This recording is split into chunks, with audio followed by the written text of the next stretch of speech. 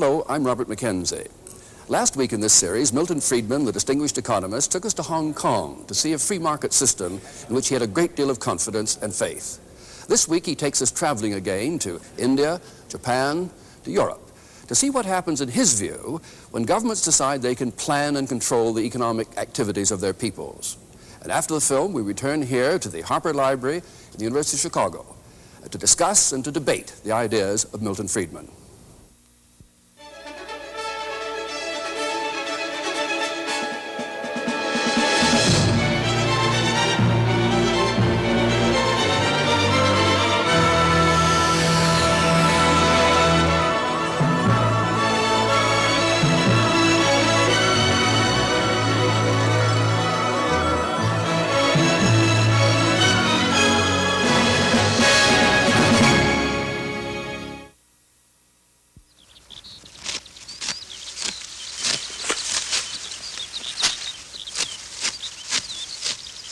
It's harvest time, and Japanese farmers gather their crops for the rice market in Kyoto. Of course, they'll try to get as much for it as possible, and the buyers will try to buy it as cheaply as possible. That's how markets are supposed to work. That's what Adam Smith, the Scotsman who turned economics into a modern science, observed 200 years ago. He observed something else, too. In every country, it is always and must be in the interest of the great body of people to buy whatever they want of those who sell it cheapest. The proposition is so very manifest that it seems ridiculous to take any pains to prove it. Nor could it ever have been called in question had not the interested sophistry of merchants and manufacturers confounded the common sense of mankind. Their interest is, in this respect, directly opposite to that of the great body of people.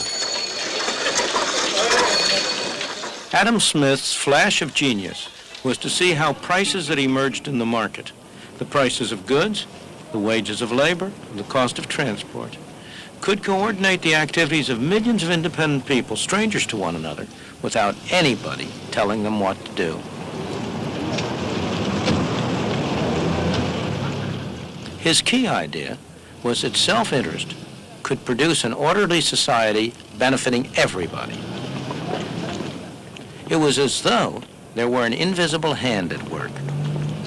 The invisible hand is a phrase that was introduced by Adam Smith in his great book, The Wealth of Nations, in which he talked about the way in which individuals who intended only to pursue their own interests were led by an invisible hand to promote the public welfare, which was no part of their intention. He was talking about the economic market, about the market in which people buy and sell. And he was pointing out that in order for a butcher or a baker or a candlestick maker to make an income, he had to produce something that somebody wanted to buy. And therefore, in the process of promoting his own interests or looking to his own profit, he ended up serving the interests of his customers. When Adam Smith published The Wealth of Nations, Britain was still largely a rural and placid place. But the Industrial Revolution was already getting started, and standards of life were beginning to rise. One obstacle was that trade with other nations was still tightly controlled. Merchants in the home market had persuaded the government of the day to impose heavy duties and taxes on all foreign imports in order to ensure themselves a protected market.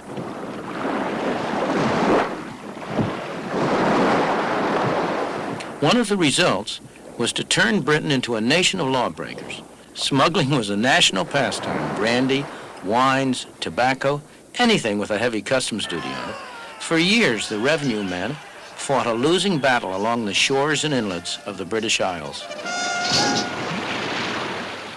In 1846, after years of argument and partial success, the followers of Adam Smith finally persuaded the British Parliament to remove all duties on goods imported from abroad. Britain embarked on complete free trade, giving a further push to the rising standard of life. What happened in Britain as a consequence of releasing the tremendous force of self-interest had the unintended effect of benefiting millions of people all over the world. And by 1851, the evidence was proudly on show at the great Crystal Palace exhibition.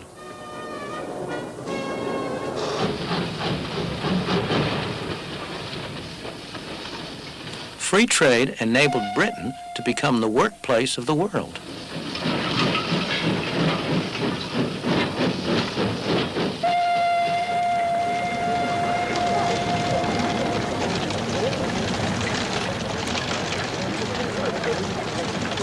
But was it all an accident? I don't think it was. Consider what happened in 1868 on the other side of the world, in Japan.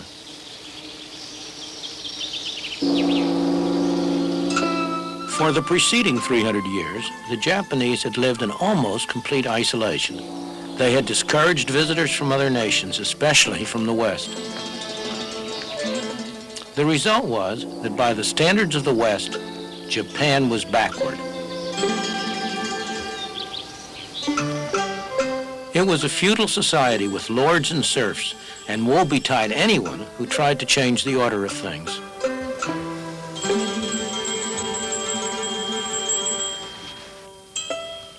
Women were third-class citizens. In 1868, a new generation of rulers decided that the time had come for Japan to make contact with the outside world. And with the arrival of the first foreign traders from the West, things began to change. The Japanese followed the British trading pattern because Britain was a leading nation of the world. So free trade came to Japan. Japan became a magnet for other people's ideas and developments. One of the first traditional industries to feel the effect was weaving. From Europe, the Japanese imported the jacquard method, a way of programming a loom to control the accuracy of the weave and so to standardize output. Workers did well in the new atmosphere, and so did their employers.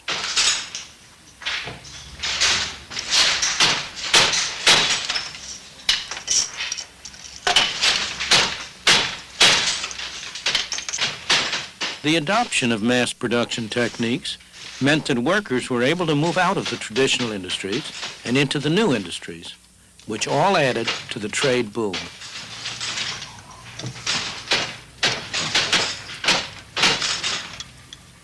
None of us can help being affected by the intellectual atmosphere that we breathe. In the middle of the 19th century, when Japan ended her self-imposed isolation and entered the modern age, it never occurred to her leaders to follow any other course than that of free enterprise and free markets. That was the intellectual atmosphere of the time, created by Britain's success in applying the principles of Adam Smith. In 1948, when India achieved independence, her leaders had all been trained in Great Britain. They had sat at the feet of Harold Laski and his associates at the London School of Economics, or of their counterparts at Oxford and Cambridge. It never occurred to them to follow any other course than that of central planning and government control. That was the intellectual atmosphere of the time. And the intellectual seed took root. As it grew, it needed to be honored, even worshipped.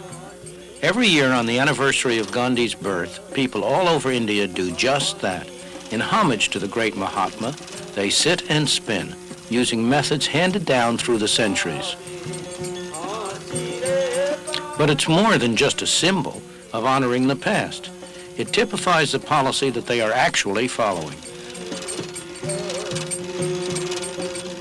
The new government in 1948 decided that India's traditional weaving industry and its workers should be protected from 20th century industrialization. What were the consequences of that policy? This is India today, 30 years after winning independence. And these are scenes in a very typical Indian community, one of thousands. It's called Anakaputar, and it's about 1,000 miles south of the capital, New Delhi.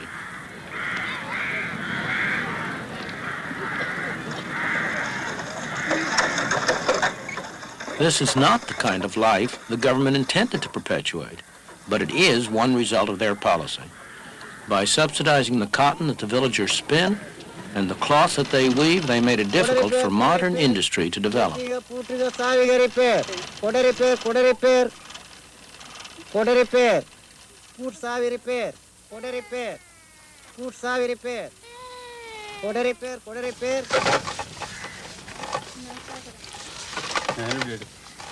This is sizing. It's an essential technique in cloth production where the yarn is smoothed clean.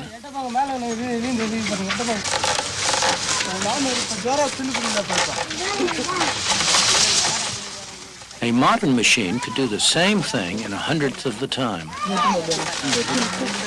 The result of government planning to modernize industry is that the number of handlooms roughly doubled in the first 30 years after India's independence.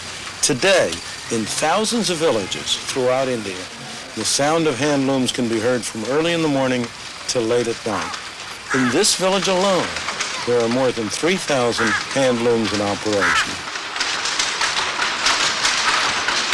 Since 1948, 3 generations of villagers have sat at these looms, making cloth with patterns that never vary, using methods that never change.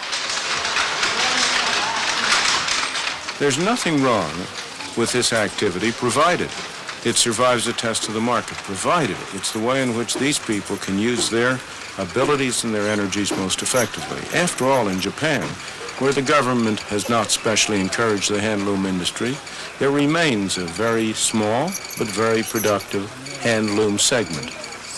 The trouble here is that this industry exists only because the government has subsidized and supported it, because it has, in effect, imposed taxes, direct and indirect, on the rest of the people of India, people who are no better off than these people are, in order to enable this activity to continue. Other industries, both textile industries and industries of a variety of kinds, have been restricted, explicitly kept back, prevented from providing more productive employment in order to make room for this industry. The effect has been to inhibit the development, to prevent the growth, to prevent the dynamic activity that could otherwise develop out of the energies and abilities of the people of India.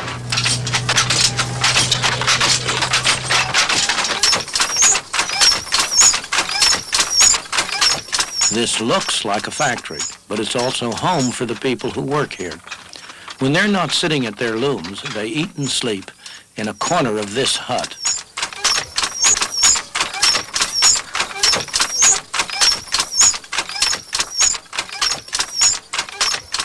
Throughout the world, governments always profess to be forward-looking.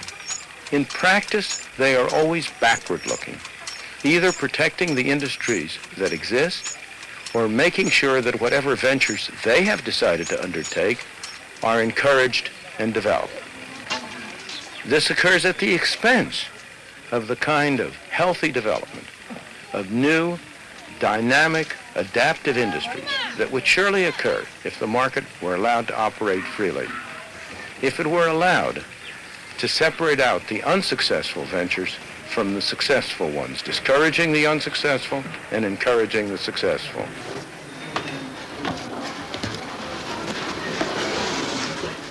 India has tremendous economic and human potential, every bit as much as Japan had a century ago. The human tragedy is that in India, that potential has been stifled by the straitjacket imposed by an all-wise and paternalistic government. Central planning in practice has condemned India's masses to poverty and misery.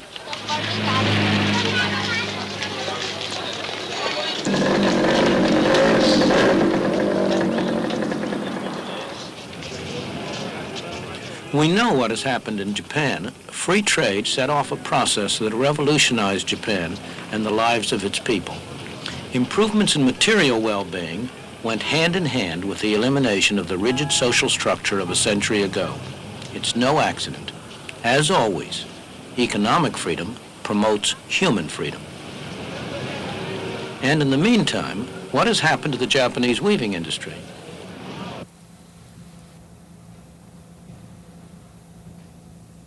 This is how textiles start life in a Japanese weaving shed today, a design for cloth is placed on a drum. As it revolves, it is scanned by an electric eye. Each color, each variation in the pattern and texture is transmitted faithfully to a computer.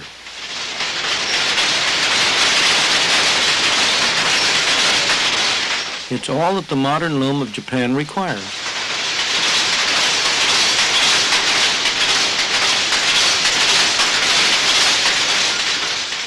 This loom is fitted with electronics that make it one of the most sophisticated of its sort in the world. The fabric it produces is the best silk of its kind. Thanks to the speed and efficiency of these machines, the price of the silk is competitive.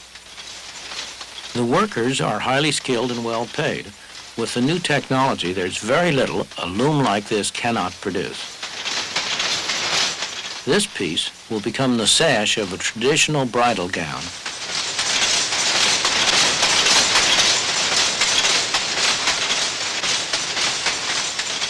These are machine-made products, but by any standards, they are beautiful. They can stand comparison with the very finest work of the hand loom. And it's not merely the end product itself that's remarkable. The sophisticated technology which was developed to make all this possible has been adapted to other processes, part of the self-generating development under free enterprise.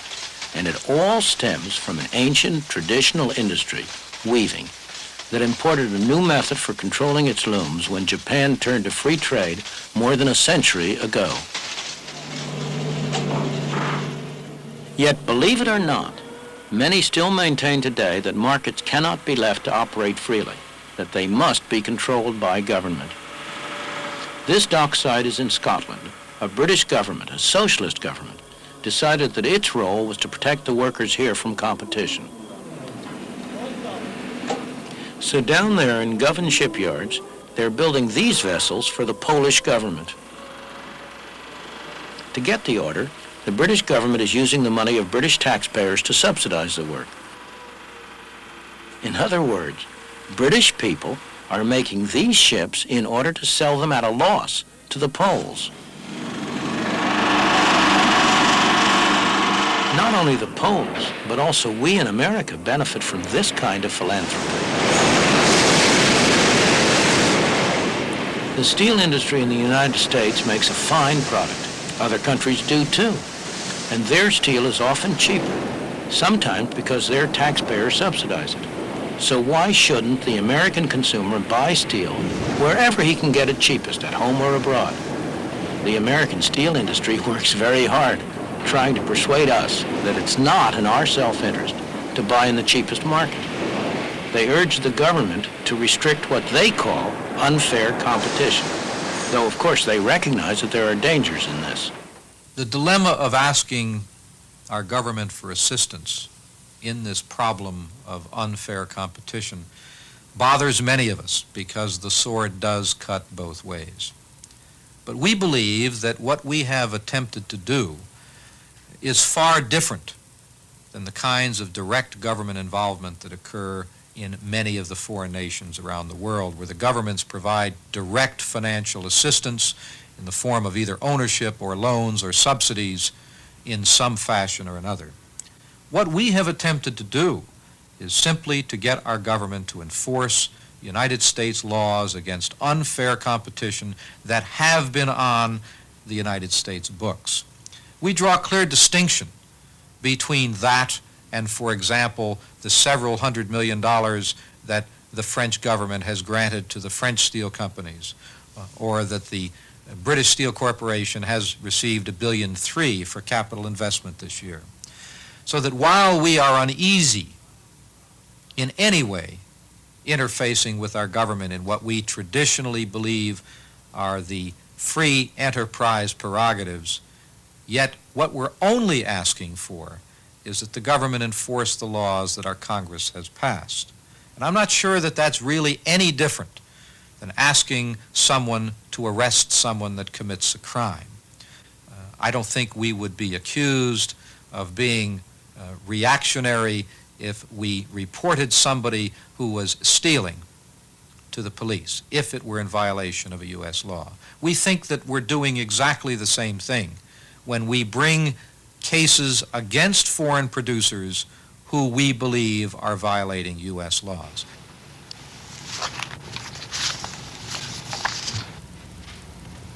The fallacy with that argument is that it begs the real question. Why should there be laws that in effect prevent you and me from buying in the cheapest market? When anyone complains about unfair competition, consumers beware. That is really a cry for special privilege, always at the expense of the consumer.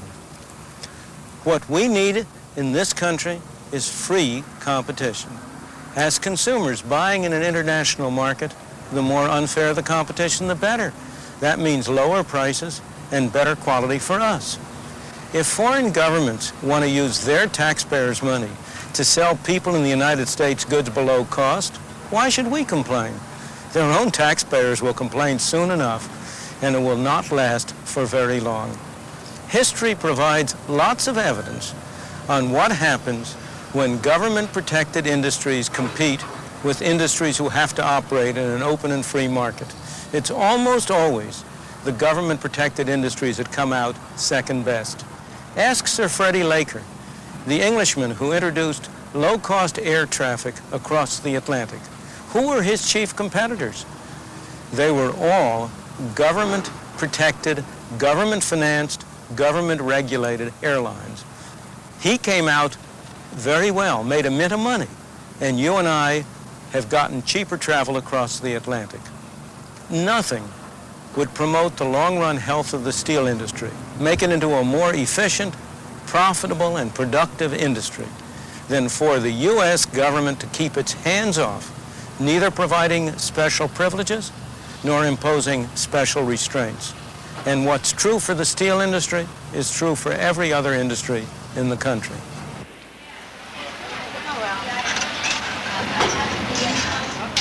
These women work in an industry that so far hasn't asked for special protection, the silicon chip industry.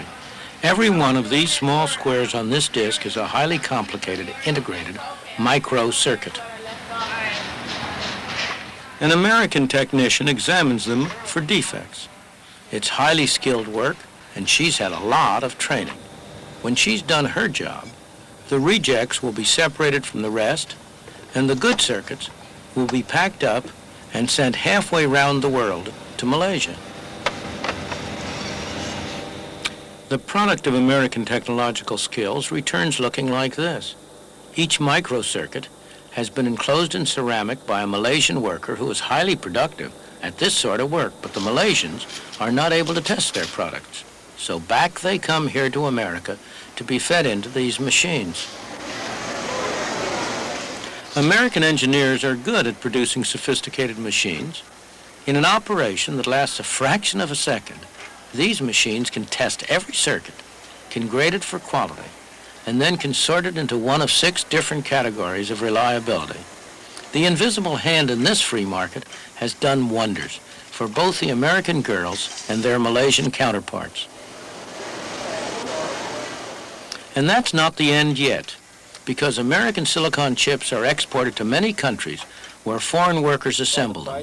The final product is then returned to our stores so that you and I, the consumers, can benefit from $10 calculators, as well as from a lot of other electronic devices that not long ago simply did not exist.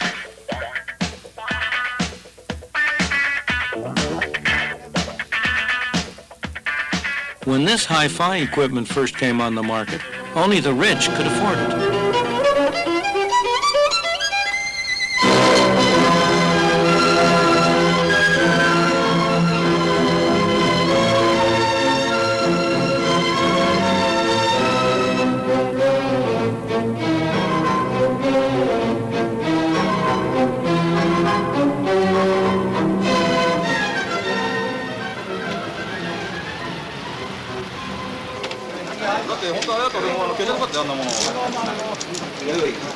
But even when the international market in labor is seen to work to everyone's advantage, people still put up arguments against it.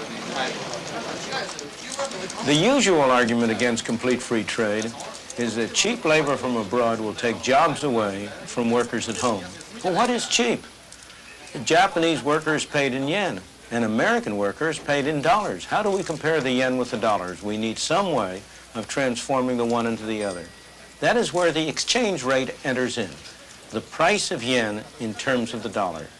Suppose at some exchange rate, Japanese goods are in general cheaper than American goods. Then we will be buying much from Japan and selling little to them. But what will the Japanese do with the extra dollars they earn?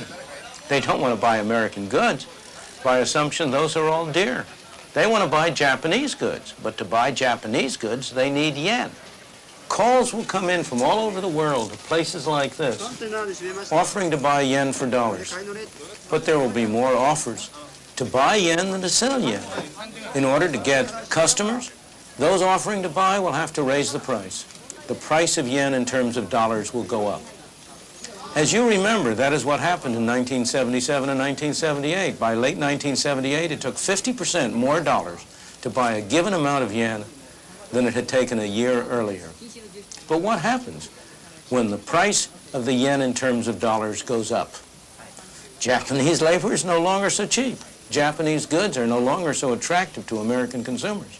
On the other hand, American labor is no longer so dear to Japanese. American goods are more attractive to the Japanese. We will export more to them. We will import less from them. New jobs will be created in export industries to replace any jobs that might have been lost in industries competing with imports.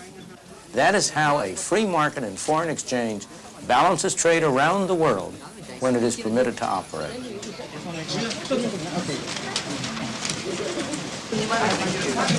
The problem is that more often than not, a free market is not permitted to operate. For reasons that seem to make sense if you don't examine them carefully, governments insist on interfering. But when they do, it's not possible to hide the harmful effects for very long. The main reason why the Japanese yen went up so sharply in price in 1977 and 1978 was because the Japanese government had been trying to prevent the yen from going up in price. In the process, what might have been small disturbances were allowed to accumulate into a major gap in trade. As a result, when market forces finally were permitted to operate, as sooner or later they must be, it took a major change in the yen exchange rate to bring things back into line. Why don't governments learn? Because governments never learn. Only people learn. And the people who learn today may not be the people in charge of economic policy tomorrow. As you contemplate this, you may come to agree with me that what we need are constitutional restraints on the power of government to interfere with free markets in foreign exchange, in foreign trade, in many other aspects of our lives.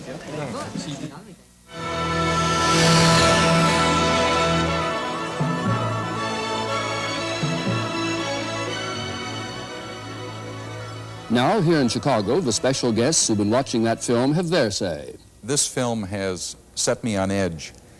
There is political, social, ethical considerations which do not reflect in the economic philosophy put out. There is a pervading feeling in this that the individual worker is to be totally sacrificed for the overall good of society. I don't see how possibly you can sacrifice individuals for overall good for society, because society is nothing but those millions and millions of individuals put together. And nowhere is there any consideration given to the social and the ethical aspects of the free trade formula that you advocate. Let's get other views now around the group.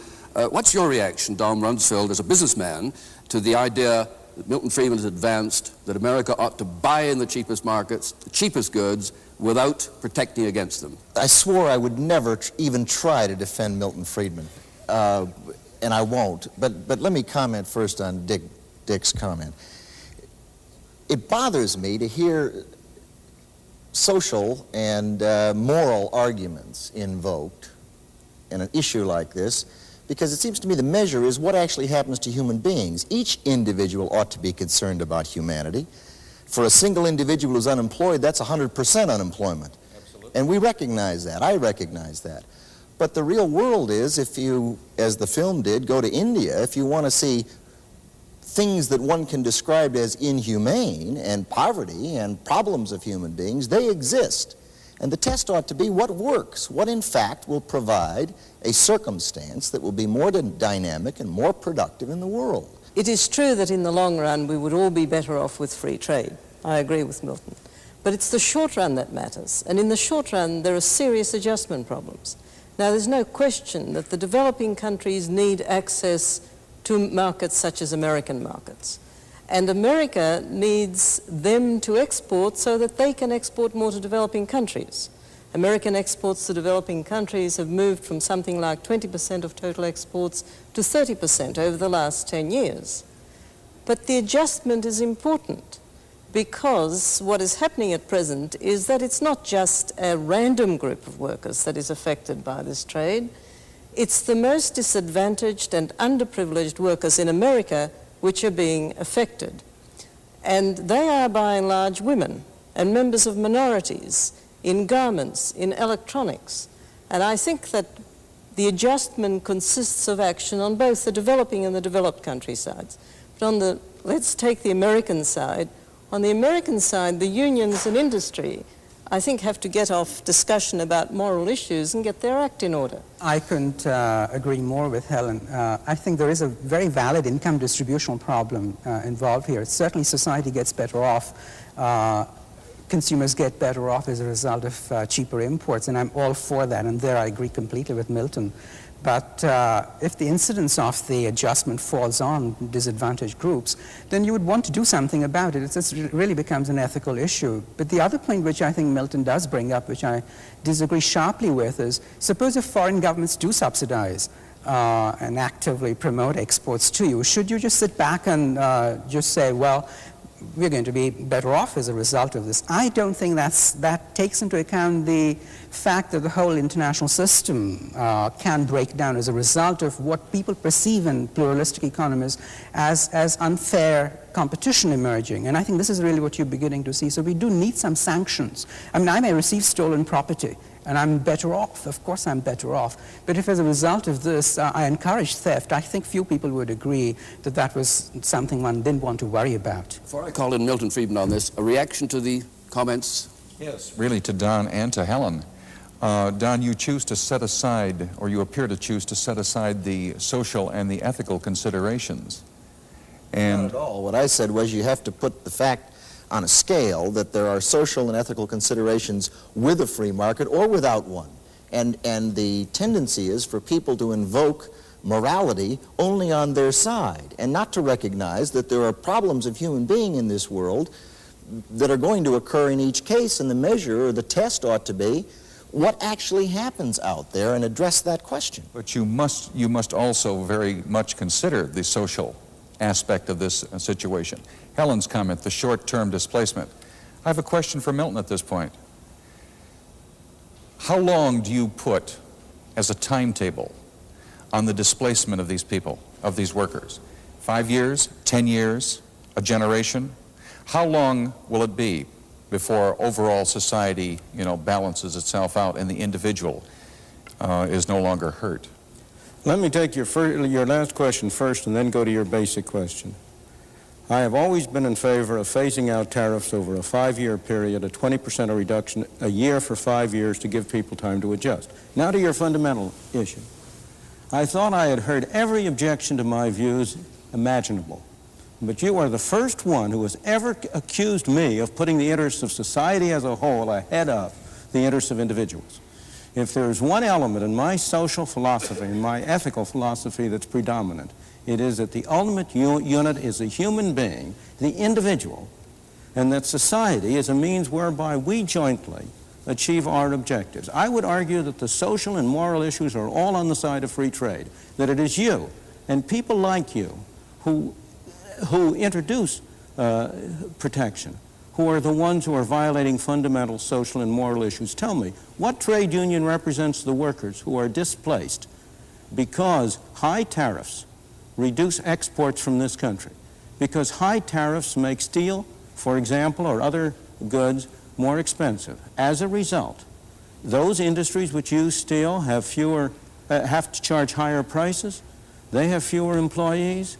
The export industries that would grow up to balance the imports, tell me, what union represents them?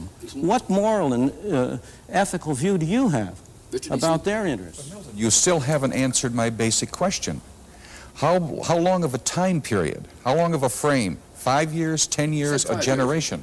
I said 5 years. And could we be clear, Milton, on this point? You're saying, though, that tariffs should be phased out over 5 years, regardless of the action of other countries. It's not a sort of negotiation. Regardless of the actions of other countries. So far, obviously, I would prefer to have other countries reduce their tariffs. But if they don't move, America should move. Absolutely. You go along with that, Don Rumsfeld. In other words, you're against reciprocal. I'm not. You favor getting to truly reciprocal trade, but you're willing to get there unilaterally. Yeah. It seems to me that it's probably worth moving in that direction. I don't know where I would stop. I am not. Well, it's a 5-year program. Will you buy that? Well, it seems to me that you get action-reaction. To the extent you're doing something that makes sense for human beings, presumably that would be persuasive with others. Presumably there would be a logical sequence where other countries would begin to sense that that had a certain degree of validity in the world. Will that happen, Helen Hughes? Providing you do something for the displaced workers in the country in which they're displaced. Because if you don't do something, if you don't take some action, and it's generally got to be government action, you will get such a backlash that you'll be back in the 30s with the sort of thing that happened with high unemployment. Milton, there's a direct challenge. What would you do about displaced workers, or let the slack be taken up by others? I believe that you have to separate and should separate sharply the issue of what you do about people in distress from how you handle the industrial system. I do not believe you ought to have a special program for displaced workers. What you ought to have, and what all societies do have, is some mechanism, voluntary or governmental, which will assist people in distress. We have another program in this series which deals with exactly that issue, and in which I come out, as you know, in favor of a negative income tax as a way to do it. But I think it's a great mistake to try to link it directly with tariffs. And the reason is that many people who are displaced are not in trouble. Many of those have good alternatives. Some of them will benefit from it. There are some who will be in distress, of course, but there are always people who are in distress for all sorts of reasons. In a dynamic society, demands are going up here, demands are going up there. There is no more reason, in my opinion, to have a special program for those who are displaced because of the changes in demand and supply on the international scene than because of the changes on the domestic scene. Quick reaction to that. Why would you want to return to a concept that this country had in 1900? Why would you want to return to where a few control the economic destiny of every working man and woman? It's exactly the other way, Mr. Deason. The best way to limit the control of a few is free trade on a worldwide basis. There is no measure whatsoever that would do more to prevent private monopoly development than complete free trade. It would be far more effective than all the antitrust suits in the world. I totally disagree. You would wind up with a situation like in the movie Rollerball, where corporations carved out their spheres of economic influence throughout the world and controlled everything. It would be controlled by corporations in its entirety. Excuse me, you saw the picture of Hong Kong, didn't you? Yes. Where are those corporations there? We might get down that alley and have a difficulty finding our way out of it. Could we move to another big theme in the film? That is that the third world countries have, broadly speaking, made a very serious error in moving into planned economies from beginning to end. And you use a phrase in the case of India, central planning has condemned the Indian masses to poverty and misery. Now, what's your reaction, Professor? I partly agree with Milton as always and largely disagree with him. I think it is true that the invisible hand ought to be seen more in the poor countries than it is. And I would like to see the iron fist disappear. Unfortunately, it's the other way around. On the other hand, I think it cannot be maintained that laissez-faire is the answer, either that it's a necessary or a sufficient condition for development. Let me go to Milton's examples and refer to Japan. Japan is a prime example, actually, where the visible hand is invisible to everybody who's outside of Japan, but it's writ large on the wall for the Japanese. The Japanese government, right from the Meiji Restoration, has taken a very active interest in the development of the country. It has regulated technology imports. Even to this date, the government and business have a sort of strong symbiotic relationship. I think it's just the last. Highly paternalistic. And business is highly paternalistic. I don't think it's a valid example at all of what I believe was the implication of Milton's program. Let's begin to Helen Hughes. On this theme, has the Third World made a disastrous mistake in almost unanimously moving into planned economies rather than the free market? Well, first of all, it hasn't almost unanimously moved into planned economies. Overwhelmingly so. Not even overwhelmingly. I mean, India is a large country, but the majority of developing countries are not centrally planned. They have some sort of planning. Secondly, some of the countries which have been most successful have had the highest government intervention. The best examples are Taiwan, Korea, Brazil, Singapore. And even in Hong Kong, which is often held up as an example of no government intervention, I mean, this is just not true. The Hong Kong government has provided the infrastructure. It has provided the roads and the ports and the schools, and it's been very important. But when you move to a country like Malawi or Papua New Guinea, you can't do without government intervention. There is nothing there. There are no entrepreneurs in place, and the American entrepreneurs are not interested in small places like that. I'm not in favor of no government intervention. I never have been. I point out in the film that what the government did in Hong Kong was very important. The question is what kind of intervention. And in the states you've described, in the places you've described where you've had success, governmental intervention has been of a rather special kind. It has provided infrastructure. It has not tried to determine the outline of industrial production, the areas in which industry should go, exactly what the allocation of. It has not gone in for central planning. Well, that's just not true in Korea. I mean, you're factually wrong, because in Korea, the government it has is true in Taiwan. It's fairly true in Taiwan, but not in Korea, which has grown faster than any other country, where Korean exports have been determined to a very large extent by direct government intervention. I think your point is, what sort of government intervention, what for, and what are the trade-offs between government intervention and the free market? These are the relevant issues. What is the role of government in relation to the market economy? How do you see it performing, Don Rumsfeld? Do you want to see governments, as it were, enforcing competition by chasing down monopoly, restrictive practices, and all the rest in the society? The record's clear that they don't do it well. They can't manage the... But does that mean they shouldn't take do the it wage at all, or price do it better? controls in the United States of America. I happen to have been involved, and I don't say it with any great pride. The real world is, I don't care about good intentions, I don't care about brains, I don't care about integrity. The fact of the matter is they're not smart enough to manage the wages and prices of every American, 215 million strong. They can't do it well. They do it poorly. And the weight of that is harmful. It's graphically shown in every document issued by the Council of Economic Advisors in the United States. But what about the additional question, though? Does the government properly, in this country or elsewhere, ensure competition by other devices? I'm not talking now about price control, wage control, but ensuring competition rather than permitting price fixing or agreements and monopoly. What do you feel about it?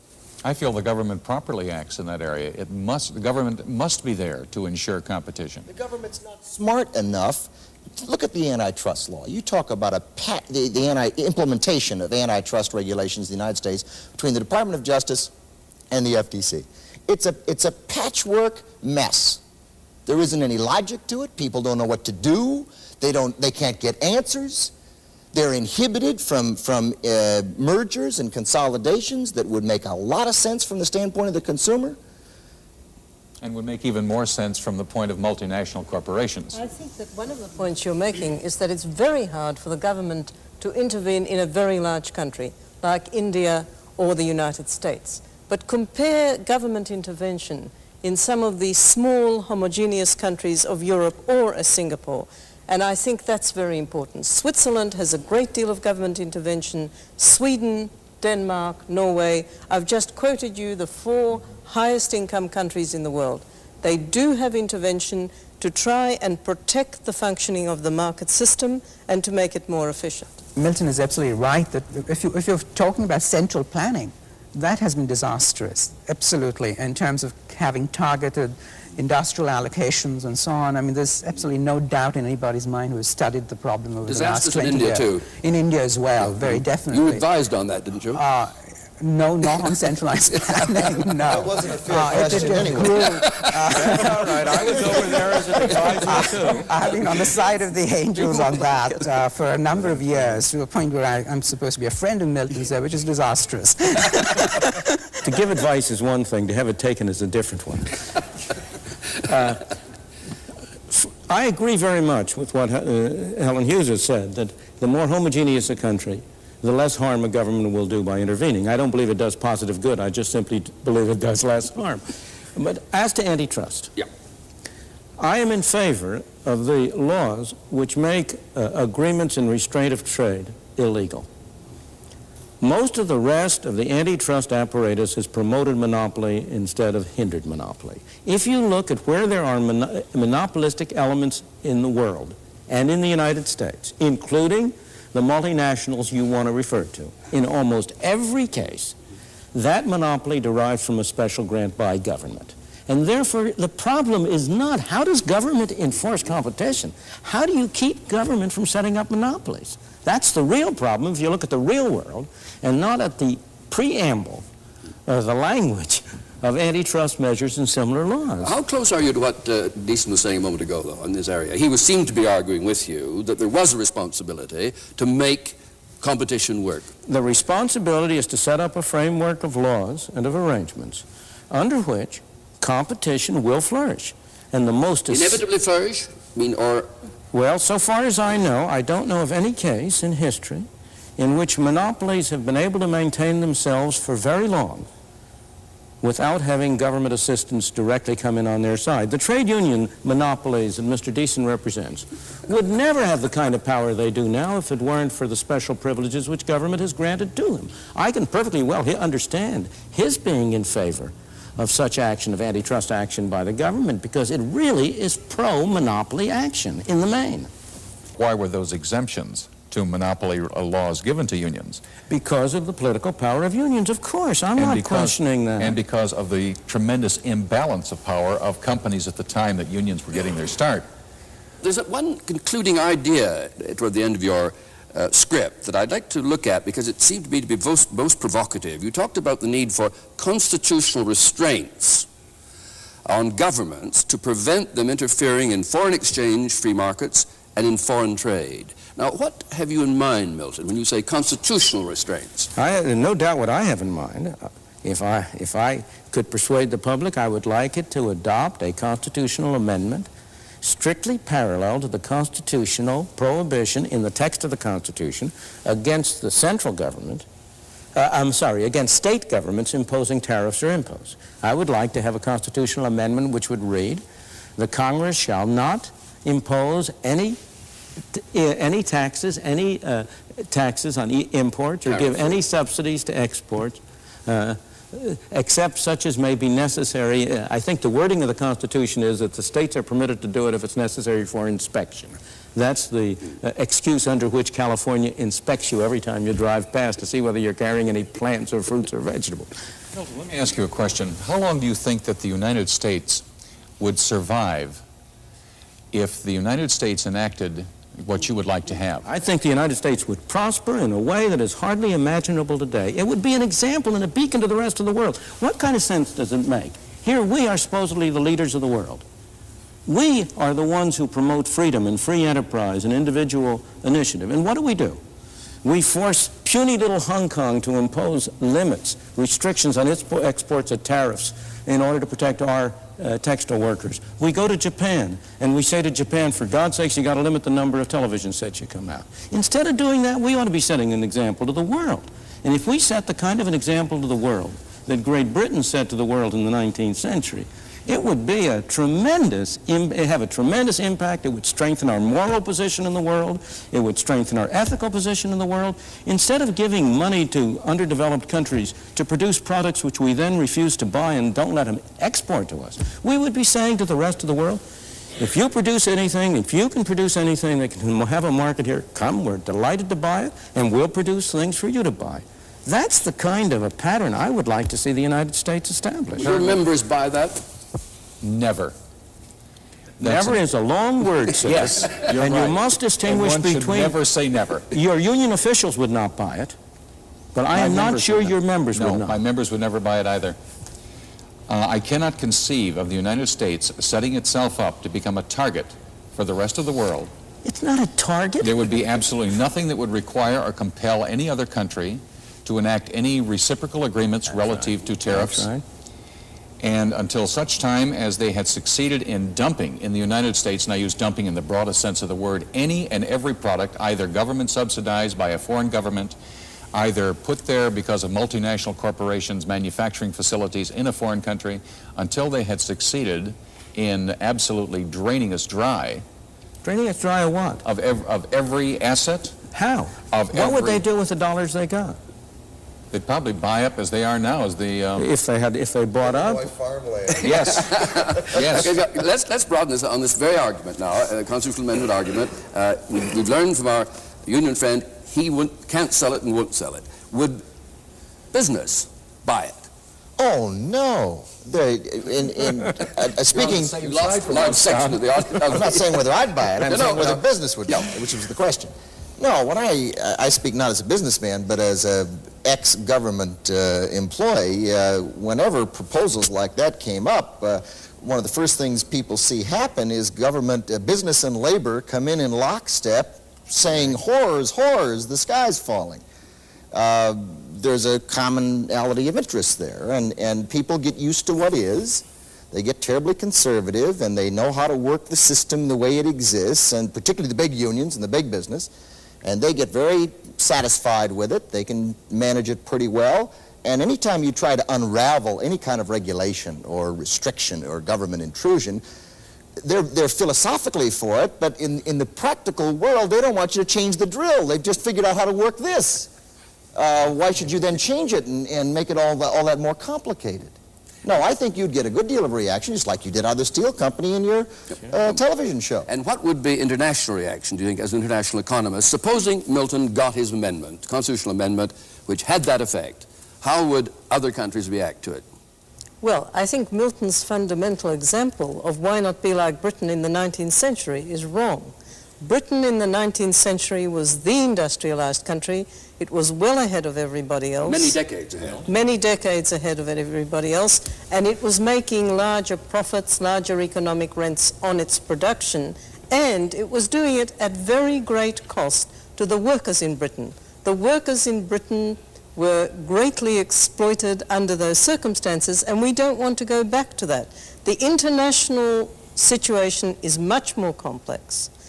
There are countries at different levels of development, countries with different social systems, and countries with different social objectives. So I think that the solution, is wrongly founded, and it's millenarian, it's utopian.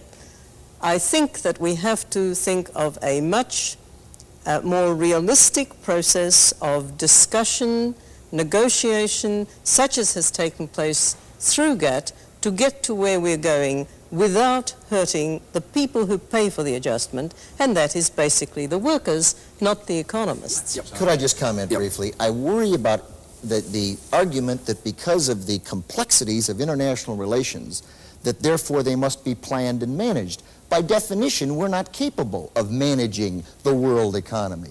Each instance when we try to do it, it doesn't work out quite the way we intended. I don't apologize for a moment for being millenarian, because I think unless we know where we want to go, the timid steps that we take in that direction will go in the wrong direction. And if we're going to go in the right direction, we ought to have a view. But I want to be sure to get down on the record a very strong objection to the statement of fact by Helen Hughes about 19th century Britain. I believe it is simply wrong. The workers were not exploited.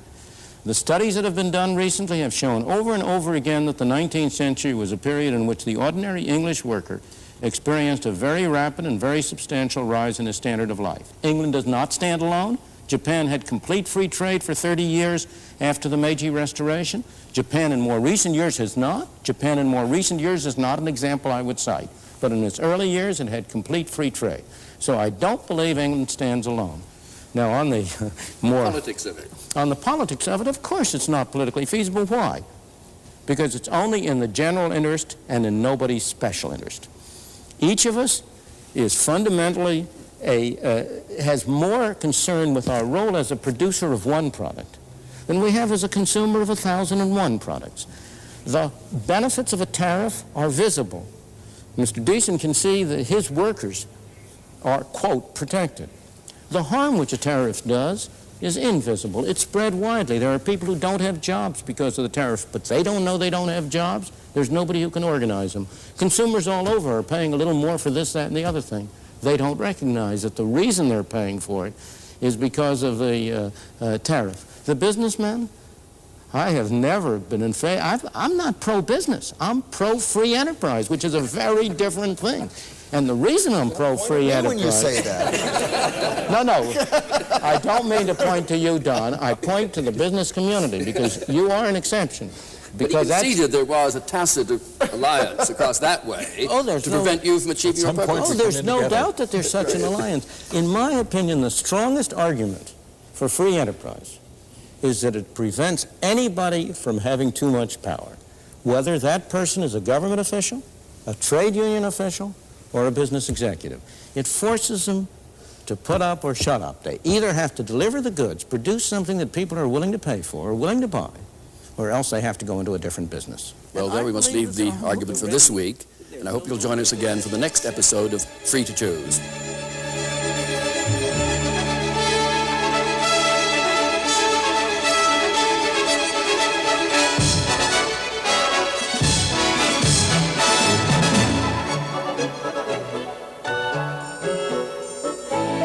"50 years ago, the worst economic depression in history changed the course of the world.